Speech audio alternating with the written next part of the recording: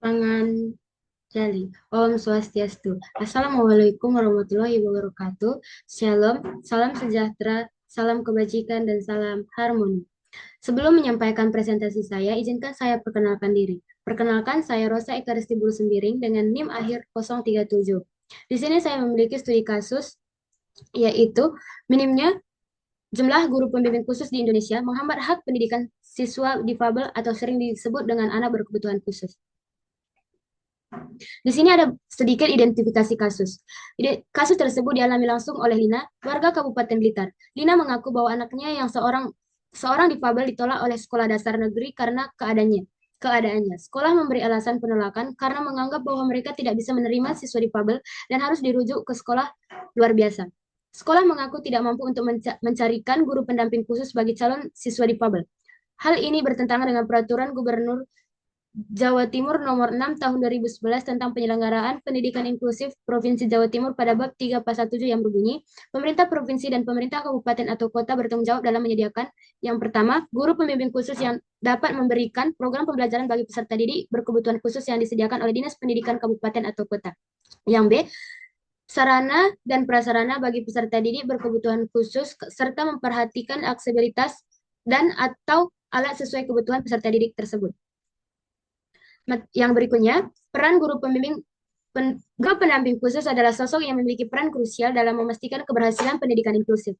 Mereka adalah pendidik khusus yang berdedikasi untuk mendampingi anak berkebutuhan khusus disingkat dengan ABK dari guru pendamping khusus yaitu identifikasi dan asesmen, penyusun program pembelajaran individual, modifikasi bahan ajar, pendamping kelas, kolaborasi dengan guru kelas, koordinasi bagi orang tua, dan terakhir sebagai advokasi.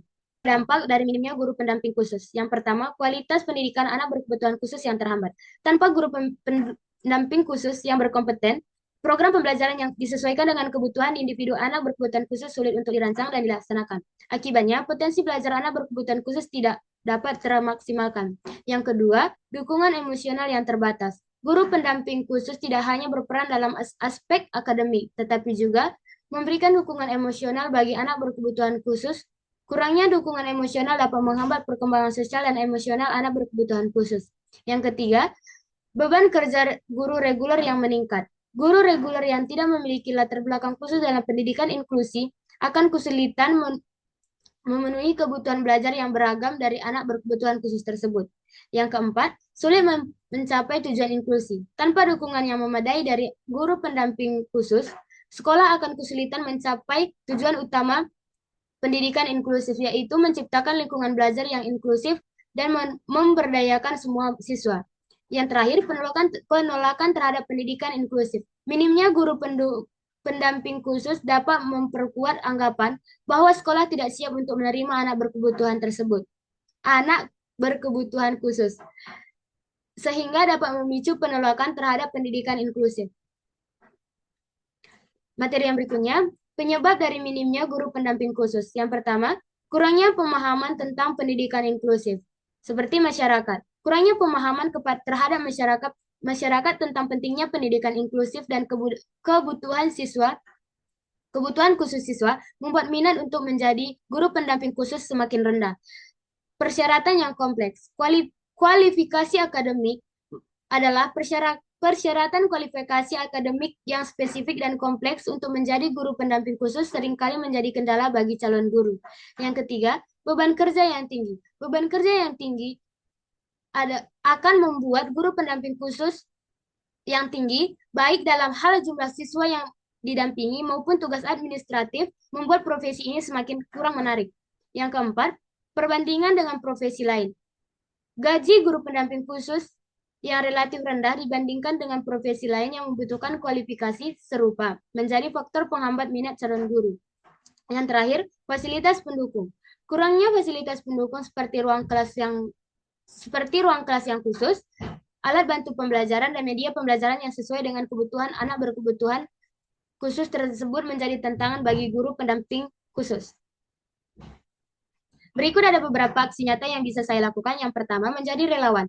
Bagi yang memiliki minat dan kompetensi menjadi relawan di sekolah inklusif atau organisasi yang mendukung pendidikan anak berkebutuhan khusus atau ABK dapat membantu meringankan beban guru yang ada. Yang kedua, meningkatkan kesadaran. Melalui media sosial atau komunitas akan dapat menyebarkan informasi tentang pentingnya pendidikan inklusif dan kekurangan guru pendamping khusus. Dengan demikian, semakin banyak orang yang peduli dan tergerak untuk ikut membantu. Yang ketiga, mengadakan pelatihan.